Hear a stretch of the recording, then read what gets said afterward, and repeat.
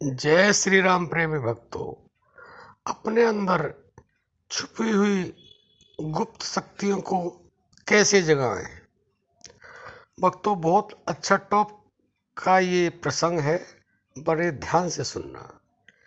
वास्तव में ही हमारे अंदर ऐसी गुप्त शक्तियां छुपी हुई हैं कि उनको जगाने से आप जो चाहें वह कर सकते हैं, लेकिन हम जगाने का प्रयास करते ही नहीं हैं।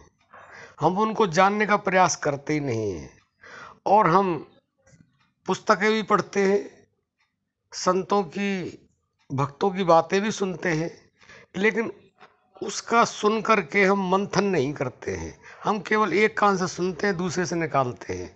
अगर आप कुछ भी सुनते हैं आध्यात्म में या सांसारिक क्षेत्र में, पहले सुने, उसके बाद उसका मंथन करें। मंथन करोगे तो आपको पता लगेगा कि इसका असली रहस्य क्या है। जैसे कि देवता और दैत्यों ने समुद्र मंथन किया था, उसमें से 14 रत्न निकले थे। ऐसे ही आप किसी भी वाक्य को, किसी भी दोहे को, किसी भी प्रसंग को अगर आप पढ़ते हैं या सुनते हैं, तो अगर आप उसका मंथन करेंगे तो वास्तव में ही आपको उसमें बहुत कुछ प्राप्त होगा। अब हम करते क्या हैं? हम यह करते हैं, उन शक्तियों को जगाने का प्रयास तो करते हैं, लेकिन हम अच्छी तरह समझते नहीं किस तरह से जागृत करें। कोई प्राणायाम करता है। प्राणायाम का क्या मतलब है? प्राणों का व्यायाम, शरीर का व्यायाम हम करते हैं। प्राणायाम के कहने का अर्थ क्या है कि प्राणों का व्यायाम, लेकिन हम शरीर का व्यायाम करते हैं, प्राणों का व्यायाम तो करते ही नहीं।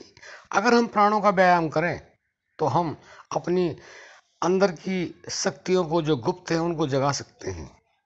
हम जितने भी हमारे चक्र हैं उनको हम जागृत कर सकते हैं, लेकिन लोग कहते हैं कि पहले मूलाधार करो, फिर स्वाधिष्ठान करो, फिर ये वो वाला करो, फिर वो वाला करो, लास्ट में फिर आज्ञा चक्र करो। किसी को एक चीज़ से जब सारे काम हो जाएंगे तो अलग अलग जगाने की क्या आवश्यकता है। हम आपको वही बताने जा रहे हैं कि आपके चक्र भी जागृत हो जाए, आपकी गुप्त शक्तियाँ भी जागृत हो जाएं, तो आप क्या करें।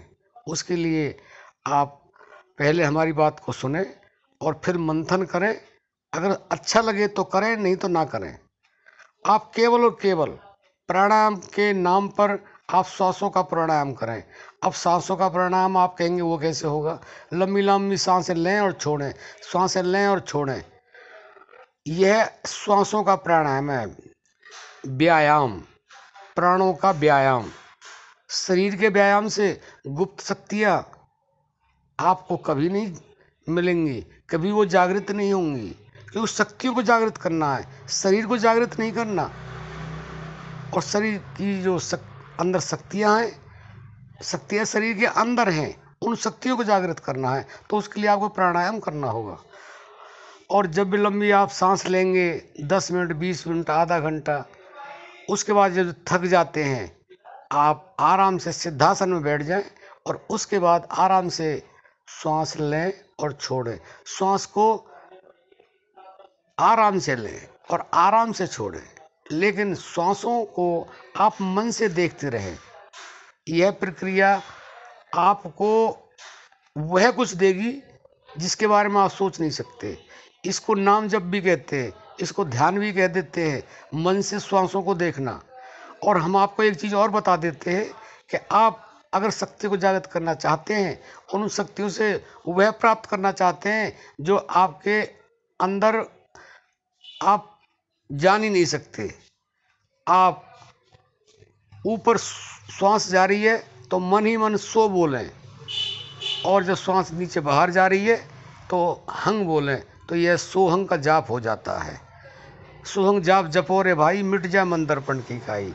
मन से ही तो सब कुछ हो रहा है। ये मन ही हमें मोक्ष प्रदान करता है और मन ही हमें नरक का द्वार दिखाता है, नरक में घुमाता है।